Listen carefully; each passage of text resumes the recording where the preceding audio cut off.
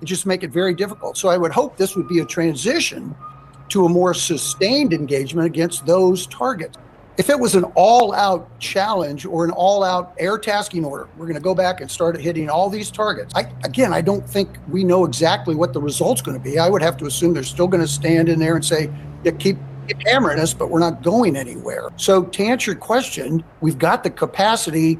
The strategic risk is with all the other combatant commanders who look at their readiness, mandatory readiness posture, and it may be getting challenged now because of the stockpiles that all of those combatant commanders rely on in order to execute their tasks are now being diminished based on the high op tempo in Iran.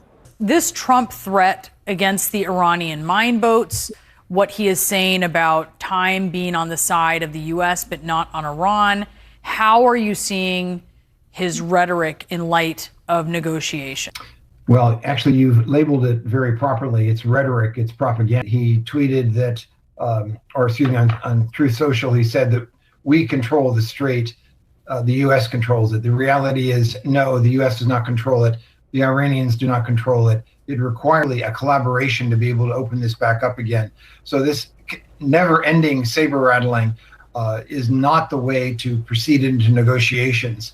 It's interesting that the president recently said he could end the Vietnam War in one day if he was president then, yet here he is, has started a war and it's still dragging on. It's very unfortunate. And this threat against we have to be clear, the Iranian Navy does not, or the Iranian government does not have a navy in terms of a big bad navy, right? But there are these smaller boats that are quite effective.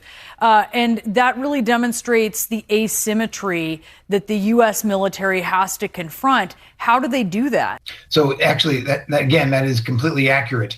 The idea of a large vessel, 5,000 to 40,000 tons, those are all sunk. The reality, however, is that they have many dozens, if not hundreds, of very fast attack boats that they can either lay mines, they can board vessels, they can swarm different types of freighters and tankers in the area. They are a threat in the same way that drones and missiles are a threat.